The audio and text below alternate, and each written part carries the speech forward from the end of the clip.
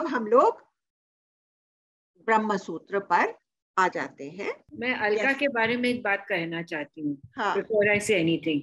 हाँ अभी लास्ट 15 दिन अलका हुई है जो हाँ कि आप सोच नहीं सकते हैं। हाँ she had a combination of two diseases whose yes medicines contra each other. Yes, I know I know I know. अच्छा, उसने आज सुबह जब मेरी बात हुई, उसने इतनी अच्छी एक बात कही, इसीलिए मैं क्लास में शेयर करना चाहती हूँ। उसने ये कहा कि मेरे ये विश्वास था और मेरे ये इतनी एक ये अंदर जहन में ये बात पक्की हो गई थी कि इतने लोगों की गुड विशेस, इतनी गुरुओं की कृपा और इतने उससे मैं इतनी जल्दी बाउंस बैक कर जाऊंगी। हाँ और वास्तव में वो इतना अच्छा काम कर रही है यहाँ पर। मैं तो यहाँ यस जानती हूँ, मैं रहती हूँ उसके फाउंडेशन के माध्यम से।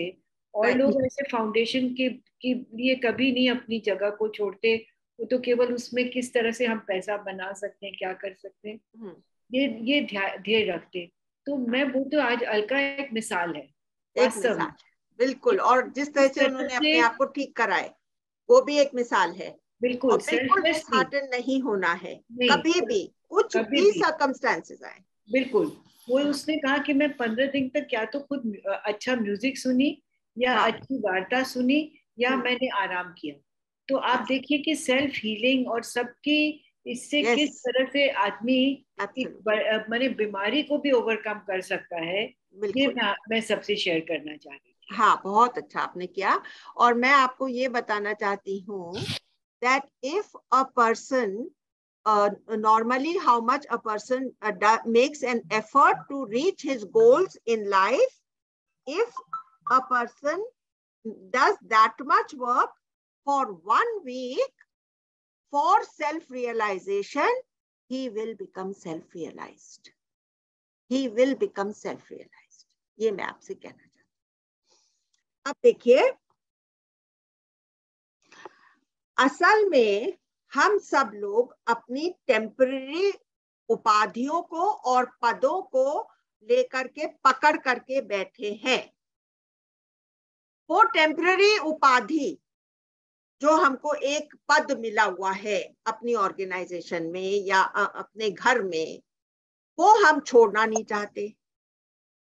और जो पद हमारे लिए हमेशा अवेलेबल है, दैट इज द ब्रह्म पद, उसके ऊपर हम बैठना नहीं चाहते। ये आप समझिए। तो जो ब्रह्म पद है, जो हमारा परमानेंट पद है, वो तो हमारा स्वरूप है, वो हमारा स्वभाव है, वो सहज है। और जो हम नहीं छोड़ना चाहते या जिसको हम पाने के लिए पूरी जिंदगी वेस्ट कर देते हैं, तो वो बहुत ही मुश्किल है पाना। और जो सहज है उसको हम लोग पाने की कोशिश ही नहीं करते। मोक्ष पाने में कोई बाधा नहीं है। अब एक बात आपको बताती हूँ। देखो, तुम दुनिया छोड़ने को राजी नहीं हो, इसलिए बार बार आते जाते हो। संसार छोड़ने को राजी हो तो ब्रह्म होने में बाधा कहाँ है? With this background, we will now start reading the Brahma Sutras. तो अब हम लोग 12वें वर्ष पर हैं। आनंदमयो अभ्यासा। आनंद, the supreme self alone can be the one full of bliss or the blissful one. अभी तक ये लोग वो ही गुत्थी सुलझाने में लगे हैं कि किसके लिए सुप्रीम सेल्फ का या ब्लिसफुल वन का नाम दिया गया है। इज इट ईश्वर और इज इट द ब्रह्मन? तो वो लोग जब तक ये वाली गुत्थी सुलझाते रहते हैं, तब तक हम लोग अपने आनंदमय स्वरूप को जानने की कोशिश करते हैं। यहाँ पर वो क्या कह रहे हैं, थोड़ा सा बता देती हूँ कि क्यों ये सवाल उठा। Because of repetition, for it is in the reference to the Supreme Self alone that the word bliss is repeated so many times in the Upanishads.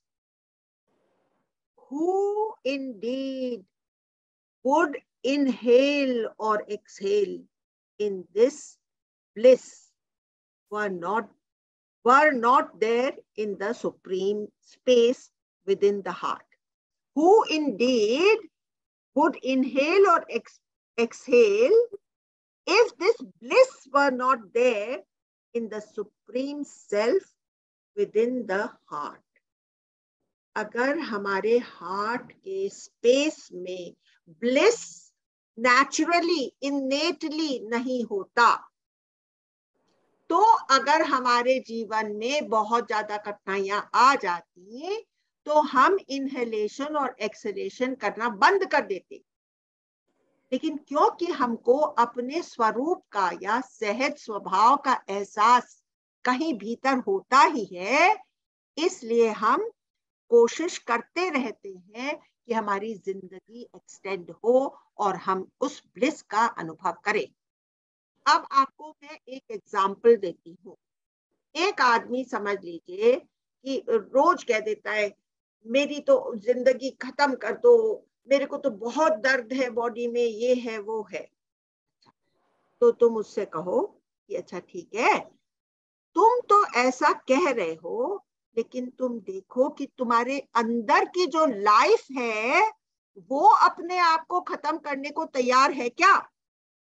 तुम ऐसा करो, हम लोग सब ये अपने साथ में एक्सपेरिमेंट करें। Please, if you don't mind, close your nostrils with both one thumb and one index finger.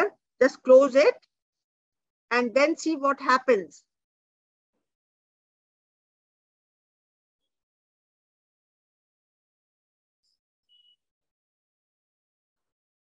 You will want to open it and you will want to breathe again. चाहे आप कितना ही बीमार हो, आप उस बीमार व्यक्ति को कहिए कि आपके अंदर की लाइफ ये नहीं चाहती है, आप अपने नाक बंद करके देखिए, आप जल्दी से छोड़ देंगे उसको और चाहेंगे जीना। इसलिए आप ये कहना बंद कर दीजिए, आप कहिए कि मैं फाइट करूंगा डिजीज से और मैं इसके ऊपर जीत पाऊंगा। अभी हम लोगों ने अलका जी का एग्जाम्पल देखा, मैं फाइट करके मैं इसके ऊपर जीत पाऊंगा, और बहुत से लोगों ने असाध्य डिजीजेस के ऊपर जीत पाई है बिकॉज ऑफ देयर डिटर्मिनेशन। जब डॉक्टरों ने पूरे जवाब दे दिए थे, तभी भी लोगों ने जीत पाई है बिकॉज ऑफ देयर डिटर्मिनेशन। और हम क्या करेंगे, हम अपनी कमजोरी में कह देंगे, अरे मैं तो मर जाऊं, जानते ही नहीं है कि कितनी प्रेशियस ये लाइफ है। ऐसे मर जाऊं करना है क्या? जब तक भगवान रखेगा मैं रहूंगी, है ना, और मैं अपनी ठीक हो जाऊंगी और मैं अपनी लाइफ को यूजफुल बनाऊंगी। अभी देखिए, there is the innate delight within us because of which we choose to live even when surrounded by misery. The knowledge of Brahma brings us to bliss. Therefore, knowledge is और आत्मज्ञान is life. अभी यहाँ पर bliss को equate करा है knowledge से, because it is with this knowledge of the आत्मज्ञान that we finally attain the bliss. It has been found that those who chose knowledge over entertainment, they come to a state of joyfulness, ever negating misery. वो joyous होते, they choose to be joyful. Misery आएगी जाएगी, I choose to be joyful. Who are such people who have chosen knowledge over entertainment? Pleasure seeking को secondary place दे दिया और knowledge को जिसने first place दिया है, उसकी life joyous होने के बहुत ज्यादा chances हैं. The trick, therefore, is to make knowledge entertaining, so we come to a double delight. Ice cream की दुकानों में आप लोगों ने डबल डिलाइट खाया है कि नहीं? तो when we make that knowledge only very entertaining, and I hope that I do that, I try to do that, I try to bring to you newer and newer things so that you are entertained and there is something to look forward to.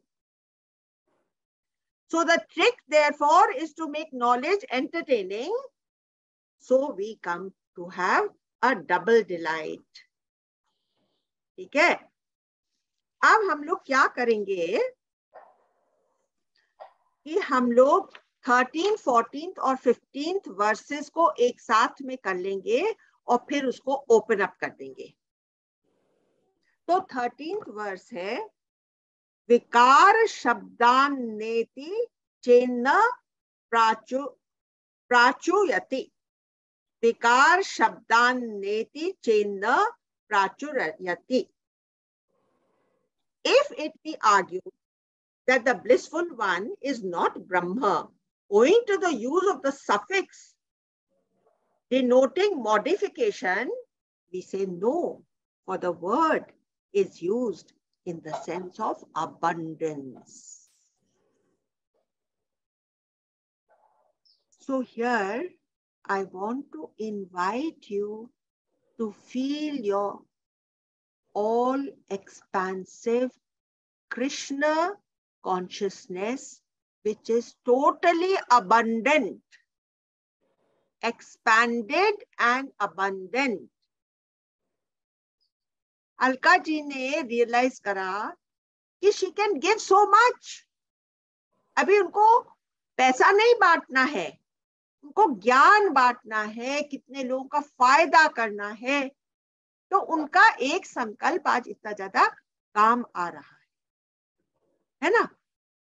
तो हम लोग भी अपने साथ में abundance feel करें, तो हम जहां भी खड़े हैं हम वहां से पोर आउट होने लगे। अब ये इसमें ब्रह्मसूत्र में समझाते हैं कि इन पाणिनीज ग्रामर आनंदमय जब हम बोलते हैं तो it is used in the sense of abundance. Now we who are studying, यहाँ पर हम लोग की ये जो क्लास है इसमें हम लोग ब्रह्मसूत्र की पढ़ाई कर रहे हैं, not to be able to refute other philosophies but to be established in the Brahma Tattva.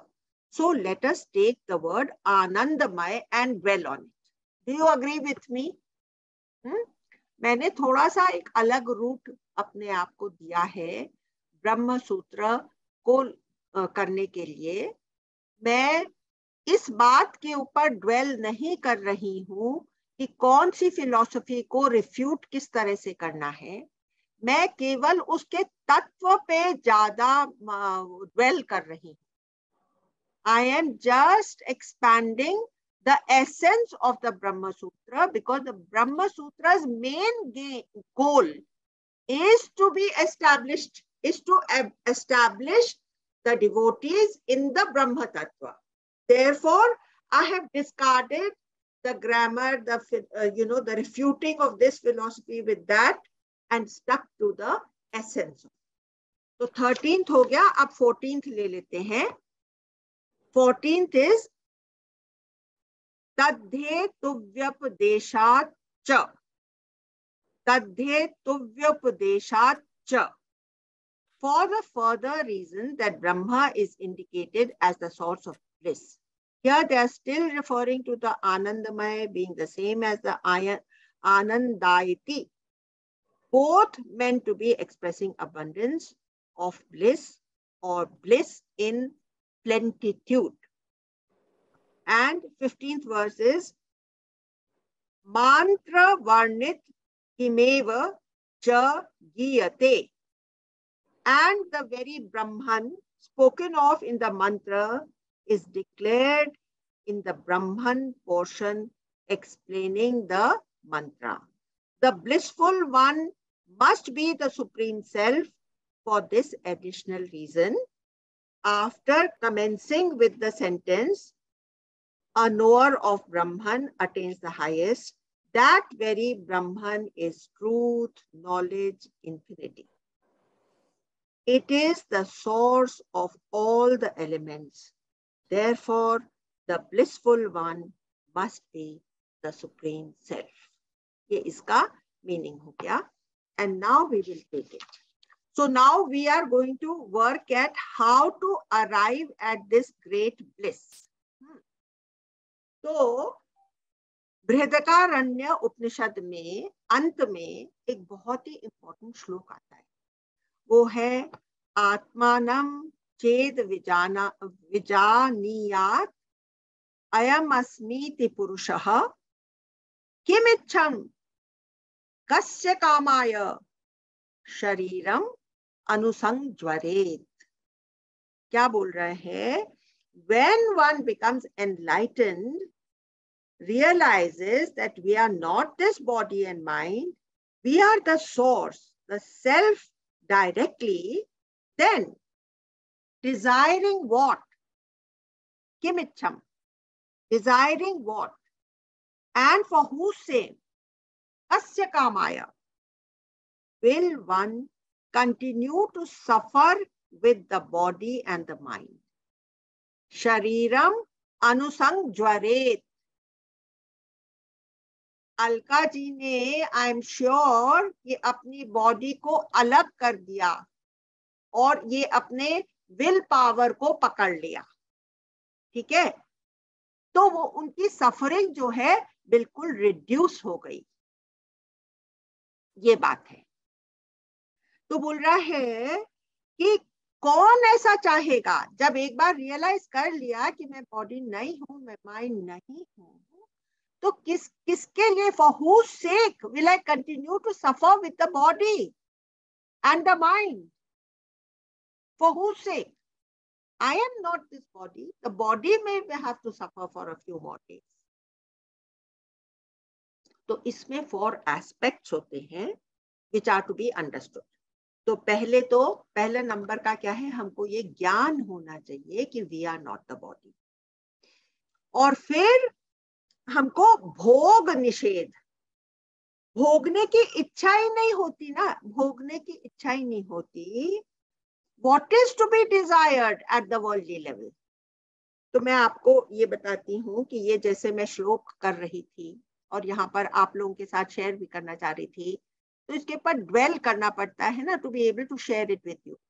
तो मैंने कहा कि भाई मैं किस लिए मेरे इस बॉडी को, इस जबान को, इस टेस्ट बड को मैं चाय पिलाना चाहती हूँ सवेरे. अभी 7-8 दिनों से क्या हो गया था, otherwise I never used to have tea, but क्या था कि ये बरसात यहाँ बम्बई में बहुत ज्यादा हो रही थी और समहाउ ब्रेकफास्ट लेने के बाद थोड़ी देर के बाद मेरा मन होता था कि 1 कप में केसर की चाय इसको पिला दूं. तो मैंने ये 5-6 दिन से ये करना शुरू कर दिया था. तो आज जब मैं इस श्लोक के ऊपर में ड्वेल कर रही थी, तब मैंने कहा मैं किसको पिलाना चाहती हूँ, मैं तो वो इंद्रिय हूं नहीं, टेस्ट बड्स हूं नहीं.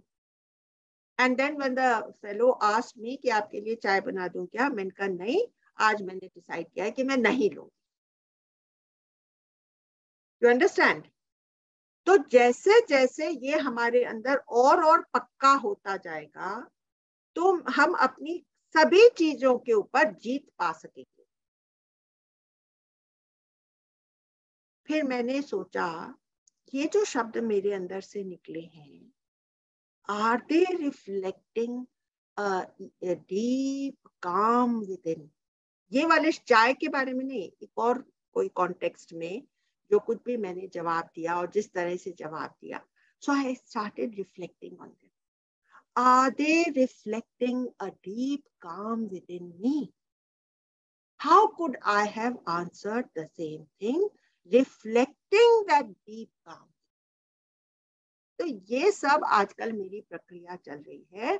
और दूसरी एक और चीज के ऊपर कि जो कोई भी एक्टिविटी मैं कर रही हूँ, वो मैं खाली उसको देख रही हूँ कि what is firing this activity, what is giving that life force to this activity.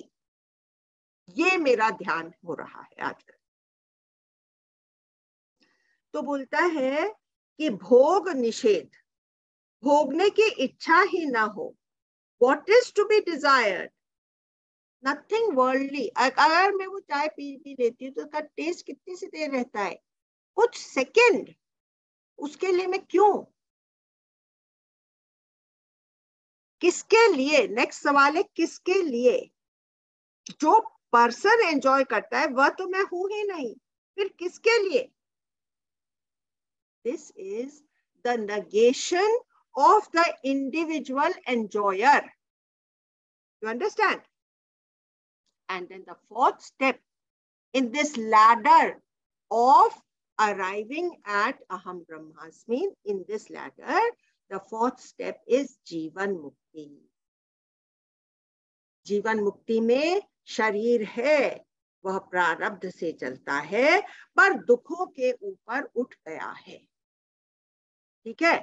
अब यही वाली जो चीज है ना, हम लोगों ने इस तरह से खाली शब्दों में कही, इसको ही विद्यारण्य की वो जो फेमस कहानी है, कौन सी वाली, वो जो दशमस त्वमसि, मैं ही वो 10वां पर्सन हूं, जो कि उसने, गुरु ने फिंगर उसकी तरफ पॉइंट करी, 1 2 3 4 5 6 7 8 9, तो देखो 10वां तो है ही नहीं, तो गुरु ने उसका हाथ मोड़ दिया और उसी की तरफ पॉइंट करा, यू आर द 10.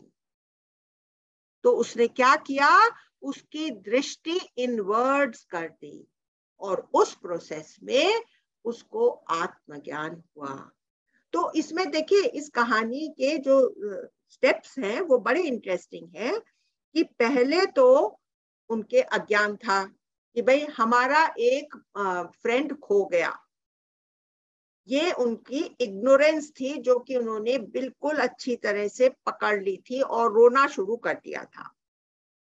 फिर क्या हुआ था, उनके ऊपर ये वेल आ गया था, I don't see the 10th person. This is ये जो माया की वेल है ना, जो कि हमको अपनी असलियत से वाकिफ नहीं होने देती है, that is the thinnest of veils. इतनी पतली है, लेकिन as we know, the subtlest is the most powerful, but it is very powerful nonetheless. माया की वेल है हमारे ऊपर, हम हिप्नोटाइज्ड हैं कि आई एम द जीव, हम इस हिप्नोसिस को छोड़ने को तैयार नहीं है ना. उसके बाद क्या होता है, उन विक्षेप आ जाता है कि भाई अब एज अ जीव मेरे ऊपर तो ये प्रॉब्लम है, ये प्रॉब्लम है, हलचल है, सफरिंग है, and we fall into the pit of error and misery. और फिर हमको वो संत कहता है, अच्छा अच्छा तो तुम थोड़ा शांत तो हो जाओ, इतनी विक्षिप्त स्थिति में तुमको कुछ भी समझ में नहीं आएगा, रोना तो बंद करो, तुम एक बार मान के तो चलो कि हाँ तुम्हारा फ्रेंड खोया नहीं है, इतना मान लो. ये क्या हुआ, परोक्ष ज्ञान. और फिर जब वो अपने आप को जानता है तो उसको अपरोक्ष ज्ञान हो जाता है, एंड दैट इज एनलाइटनमेंट. और फिर वो दुख के ऊपर हो जाता है, दुख से निवृत्त हो जाता है, सफरिंग फॉल्स ऑफ, एंड आनंद की प्राप्ति. He is in the bliss of knowing his own self. और विवेकानंद ने इसके बारे में क्या कहा कि you know, in our culture we do not talk about the original sin. In Christianity, what do they say? That oh, Adam and Eve committed the original sin of eating the apple. हाँ, तो कहता है we do not talk about the original sin, but we talk about the original ignorance. अविद्या भी आदि से चली आ रही है. We do not know our true nature, so and that is how the problem starts. Atma, God, immortal soul. I do not see all these things. I am trying to find some kind of peace and satisfaction out of whatever life offers me. from the things which are inherently incomplete and therefore I have the suffering. अब मैं क्या चाहती हूँ कि life से मैं कुछ Joy खींच लूं, ऐसे ये इधर से ये खींच लूं, उधर से वो खींच लूं, खूब रिचेस हो जाएं, खूब ये हो जाए, खूब बढ़िया खाना खाऊं, लेकिन इनके अंदर तो ये इनहेरेंटली इनकम्प्लीट है, इसलिए मैं सफर करता ही रहता हूं. An American writer tells us that 1 out of 4 people is suffering. Now, see, I hope that you will laugh. If your 3 friends appear to be happy, then you are the one who is suffering. क्योंकि 4 जनों में से एक जरूर सफर कर रहा है. तो अगर तुम्हारे 3 फ्रेंड्स हैप्पी हैं, तो इसका मतलब तुम ही सफर कर रहे हो. According to Vedant, the 3 bodies, the physical body, which is the public body, which the doctor can examine. The subtle body, you look inside. What is your subtle body? You look inside. हाँ, मेरी एक subtle body है, इतने thoughts आ रहे हैं, feelings हैं, memories हैं. And beyond that, it may be theoretical, but we experience it every day in deep sleep, the causal body. देखिए, हमारी फिजिकल बॉडी क्या है जो डॉक्टर्स एग्जामिन कर सकते हैं, जिससे कि हम फंक्शन करते हैं, वो हमारी फिजिकल बॉडी है, वो सब लोग जानते हैं और उसी को बॉडी पकड़ करके मानते हैं. फिर थोड़ा सा अंदर देखेंगे, हाँ ठीक है, मेरा तो एक फिजिकल बॉडी है, मेंटल बॉडी है, विच इज मोर पावरफुल, जिसके कहने पर ये बॉडी चलता है. माइंड में एक थॉट आया, एक डिजायर आया कि आज मुझे फलानी साड़ी खरीदनी है, उस तरह की साड़ी मैंने फ्रेंड पहनी हुई थी, वैसी साड़ी मैंने उससे पूछ भी लिया था उसने कौन सी दुकान से खरीदी. अब ये शरीर उसके पीछे चल पड़ेगा. तो शरीर जो है वो मेंटल बॉडी के कहने के ऊपर चलता है ना. आज मुझे अपने घर में ऐसे ऐसे पर्दे लगाने हैं, चल पड़ा ये, और खूब मेहनत करी और फिर शाम तक इसने पर्दे भी बनवा करके टंगा दिए. तो फिजिकल बॉडी उस मेंटल बॉडी के कहने, और मुझे मालूम पड़ गया, हाँ मेरी एक मेंटल बॉडी है जो फिजिकल बॉडी से ज्यादा स्ट्रांग है और उसको वो गाइड करे. अब हमारी कॉजल बॉडी तो थियोरेटिकल है, हमने तो कभी जानी नहीं. अरे लेकिन तुमने जानी है, हर रोज रात को तुम उसी में रहते हो, कॉजल बॉडी में. तुम्हारी ये लाइफ कंटिन्यूएशन ऑफ 3 स्टेजेस है ना, डीप स्लीप स्टेज. उस डीप स्लीप स्टेज में तुम थे ना, तभी तो तुम अगले दिन सवेरे फिर से उठ करके अपना काम करने लग गए. तुमको तो उसका एहसास नहीं था, लेकिन तुम थे. वो तुम्हारी कॉजल एग्जिस्टेंस है, जिसमें सब चीजों के बीज पड़े हुए थे. इसको भी आप एक इंसाइट करके ले लीजिए. हालांकि हमने ये बात बहुत बहुत तरह से सुनी है, लेकिन जब अपना माइंड इस चीज को पूरी तरह से समझ लेता है ना, तो वो अपने ही इंसाइट हो जाती है.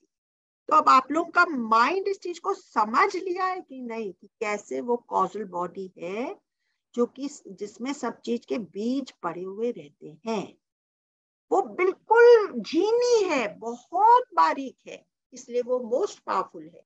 और वो ही उसमें हम देखें, एक बहुत इंटरेस्टिंग बात है कि in deep sleep, because we are closest to our that finest thing, all the repair work happens. You know that our body is healed, repaired, everything in that when we are in that deep sleep state, because we are in our causal body.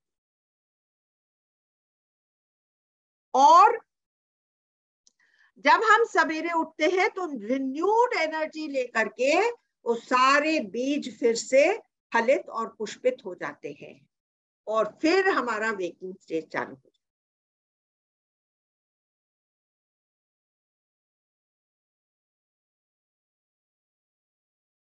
अब देखिए,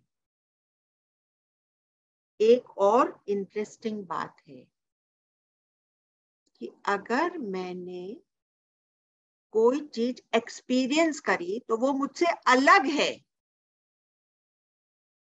वो मैंने poses नहीं करी. It hasn't become me. It is an experience which I have experienced. It is separate. तो मैंने अपनी deep sleep experience करी है, मैं उससे जुदा कुछ हूं, मेरी कॉजल बॉडी मुझसे अलग है, मैं उसको पोजेस नहीं करता, मैं कोई भी चीज पोजेस नहीं करता, मैं जो हूं मेरे पास कोई पॉकेट्स नहीं है जिसमें मैं कुछ भी रख सकूं, मैं भी असंग हूं, सब चीजें भी असंग है, मुझसे सब चीजें असंग है। ये पूरा खेल, ये जो दुनिया का खेल है, इसमें हर एक असंग है और फिर भी यूनाइटेड है। इसी बात को समझना है।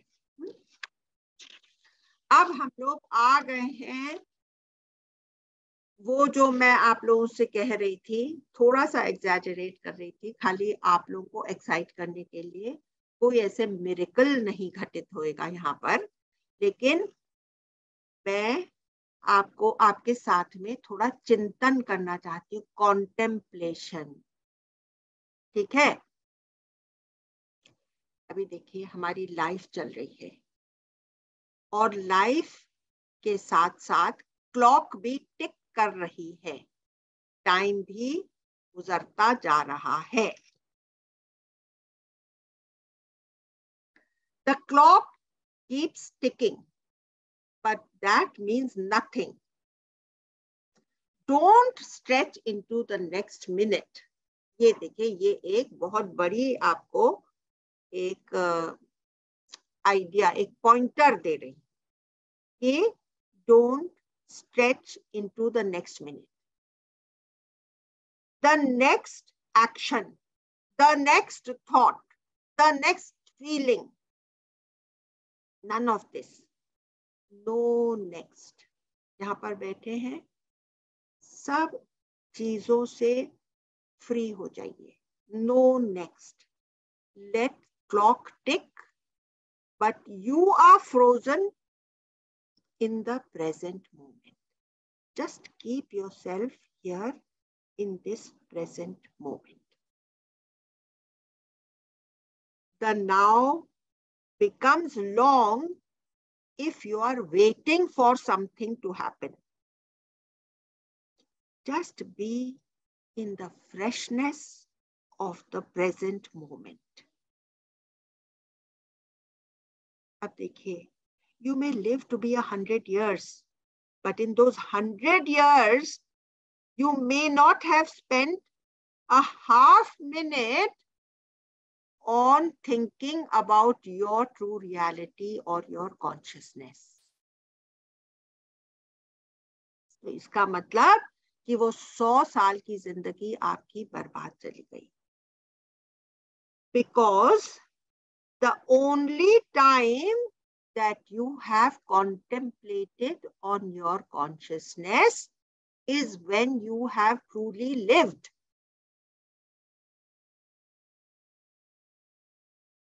Does that mean that you have to become very slow in all your activities?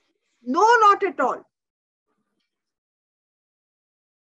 Actions can be swift. Stillness has to be within.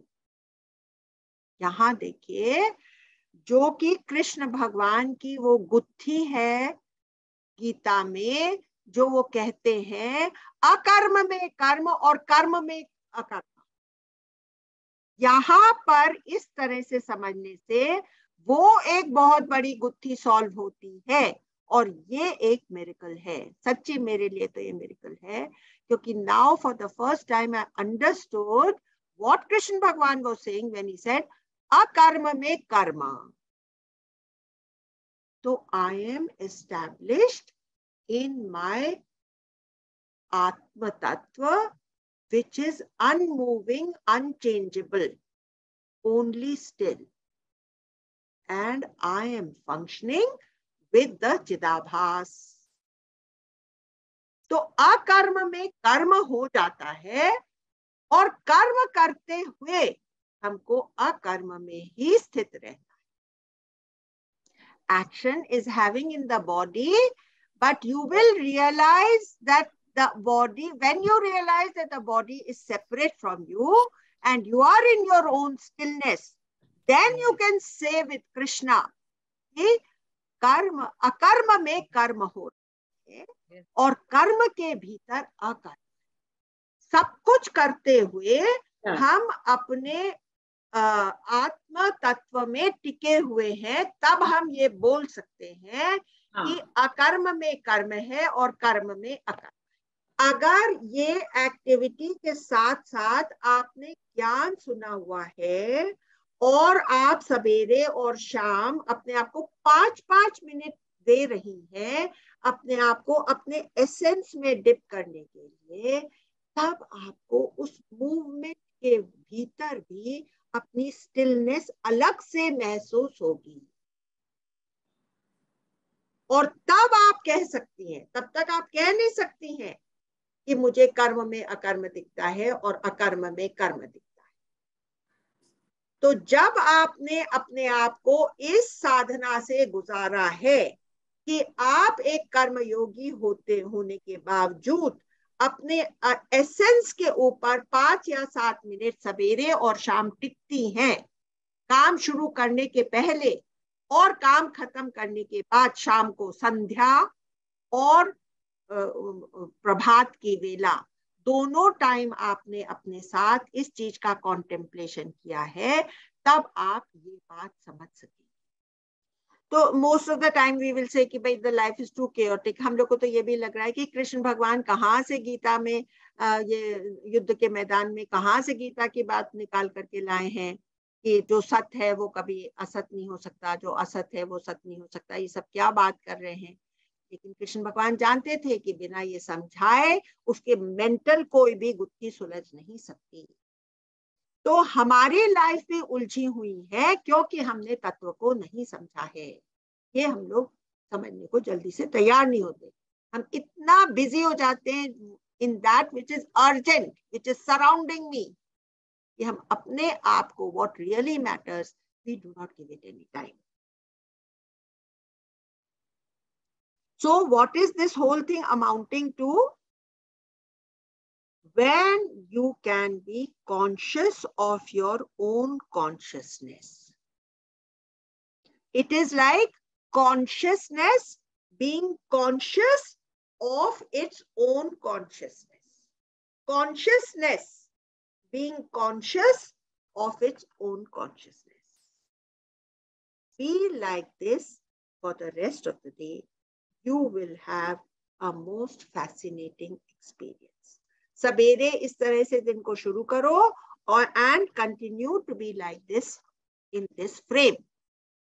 अब देखिए दिवाली का माहौल है और हम लोग सफाई करने में लगे हुए हैं। तो जैसे हम लोग जो अननेसेसरी चीजें घर की निकालते हैं, वैसे ही अपने दिमाग की भी अननेसेसरी चीजें निकाल दें. That will be better cleaning than the physical cleaning that we do. फिर आप क्या देखेंगे? फिर आप देखेंगे, you will notice, आंखें देख करके भी नहीं देखती, क्योंकि अननेसेसरी चीजें हम नहीं देखना चाहते. सारी सेंसेस चुप हो जाती है. चुप होती नहीं है, केवल चुप्पी रह जाती है और मन अमन हो जाता है.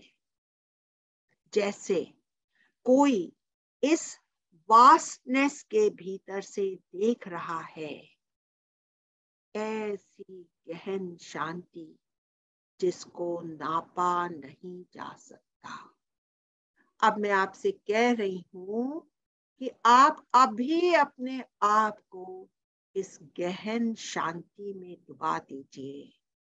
जो आंखें, आपको मालूम है सारी इंद्रियां बरकरार हैं, कान सुन सकते हैं, आंखें बंद हैं पर देख सकती हैं, सांस अपने आप चल रहे हैं, सारे कर्म इंद्रियों के अपने आप होते हैं.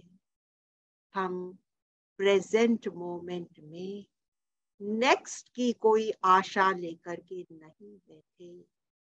हम प्रेजेंट मोमेंट की फ्रेशनेस में हैं और अपने आप को इस अनंत शांति में डुबा रहे हैं। ऐसी गहराई, ऐसी चुप्पी जिसको नापा ही नहीं जा सकता। इसमें से मैं पैदा हुई हूँ। ये मेरा आत्म तत्व है, ये मेरा सोर्स है, जिसको मैं हमेशा मिस कर रही थी। अलर्ट होकर के जो मैं गहरी नींद में महसूस करती, वो अलर्ट रहते हुए मैं अभी उसके अंदर हूँ और उसको सोक इन कर रही हूँ।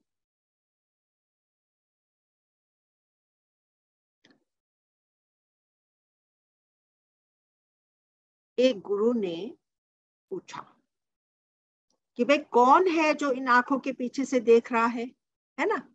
ये सवाल हम लोगों ने केन उपनिषद में भी किया था, कौन है? तो एक साधक क्या जवाब देता है? अब आप देखिएगा कि आपका वो जवाब है कि वो साधक जो देता है, या आपका कुछ और जवाब है। आप अपने आप सोचिएगा, अपनी अपनी स्थिति को नापिएगा। एक साधक जवाब देता है कि एक्सपीरियंसेस और कंडीशनिंग देख रही है। मेरे एक्सपीरियंसेस के, जैसे मैं समुद्र का सीन देख रही हूँ, तो मेरा जो पास्ट का एक्सपीरियंस है उसके बल पर मैं समुद्र को आंक रही हूँ, है ना? मेरी जो कंडीशनिंग है, जो लाइफ के उसमें उससे गुजरी हुई हूँ, माहौल से, वो मेरी कंडीशनिंग हो गई है। एज एन औरत मैं समुद्र देख रही हूँ, एज अ गरीब मैं समुद्र देख रही हूँ, या एज एन अमीर मैं समुद्र देख रही हूँ। ये मेरी कंडीशनिंग से मैं देख। अब आप देखिए, अब आप अपने आप से पूछिए, क्या आप एक दृश्य को अपने पास्ट एक्सपीरियंसेस और अपनी कंडीशनिंग से देखते हैं, या फ्रेश माइंड से देखते?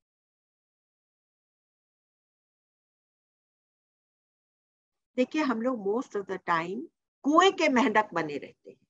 भाई मेरे ऊपर तो इतना आ गया है, मेरे जितना, मैं तो अपनी जीवन ही खत्म कर देती हूँ, मेरा तो इतना ज्यादा उलझ गया है लाइफ।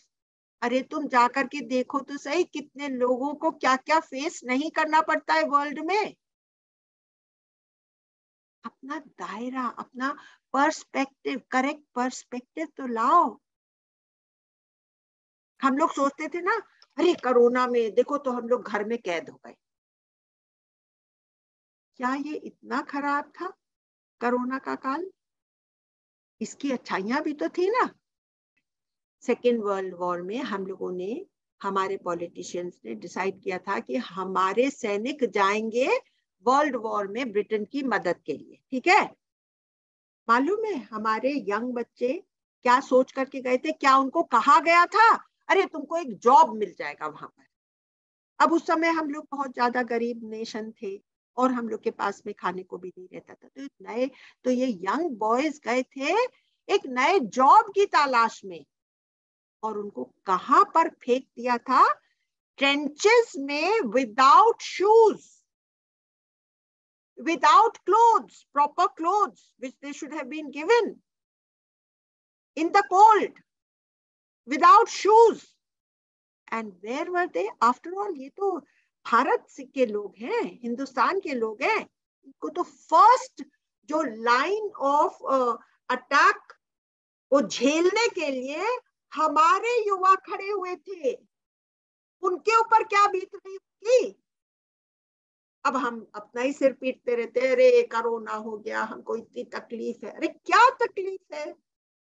थोड़े से दिन हम झेल नहीं सकते? क्या हम केवल एक कुएं के मेंढक बने हुए बैठे हुए हैं, या हम अपने ऊपर जो परिस्थितियां आई हैं उसको नॉन पर्सनल हो करके देख रहे हैं और झेल रहे हैं? क्या कर रहे हैं?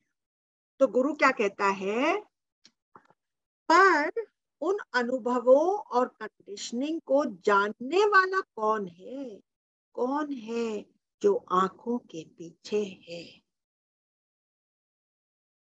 तो साधक कहता है शायद कोई फोर्स है जो सदा इंटरप्रेट करता है। तो गुरु क्या कहता है? अब ये लाइन पकड़िए जिससे आपकी जिंदगी चेंज हो सकती है और मिरेकल घट सकता है। पर वो क्या इंटरप्रेट करता है, उसे भूलकर फोर्स के साथ एक हो जाओ, उस फोर्स के साथ तादात्म्य एस्टैब्लिश कर लो। वो कंडीशनिंग से या बड़े वाइडर पर्सपेक्टिव से क्या इंटरप्रेट कर रहा है उसको छोड़ दो और उस फोर्स के साथ तादात्म्य कर लो। इस पर ध्यान नहीं दो कि मेरा बिहेवियर ऐसा है या वैसा है। स्पॉन्टेनियस हो जाओ। You are here, you are timeless. अब एक हाइपोथेटिकल सिचुएशन देखिए। Suppose you are about to leave your body. Would you like to be with someone who was uncomfortable in their body, or someone who is in his own stillness and completeness? Today, become the miracle that you were waiting to be. हर एक की life एक miracle होती है. It is inexplicable and it is full of wonder.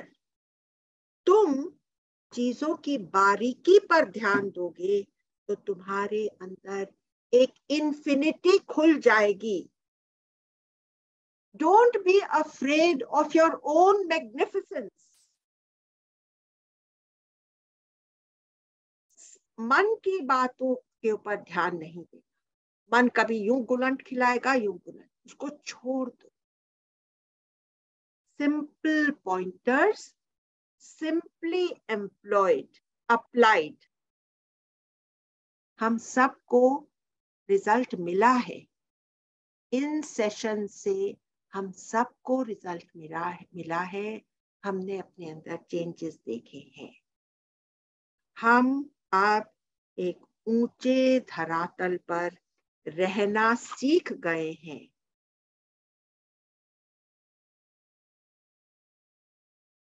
अब यहाँ पर वो वाली बात मैंने लिख रखी है अपनी बुक में, कर्म में अकर्म और अकर्म में कर्म. इस तरह से देखो, जीवन एक पैराडॉक्स कहा गया है. Change against a background of changelessness.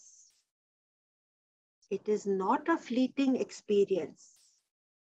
You are steady in your unbroken reality. बस अपने beingness में बैठ जाओ.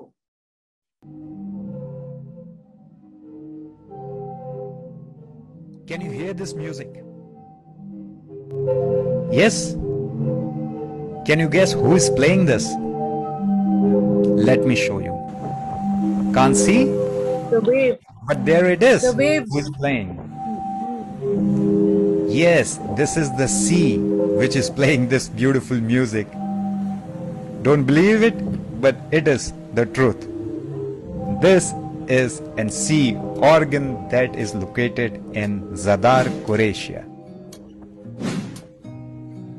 क्रोएशिया में इस तरह के उन लोगों ने This music is played by the waves of the sea and the tubes located underneath a set of large marble steps. Let me explain you how it works. But first, people who don't know what an organ is, let me show you this photo. So now you understand what's an organ instrument. Moving forward, now let's understand how it works. The organ sides along the 230 feet of Adriatic Sea coastline.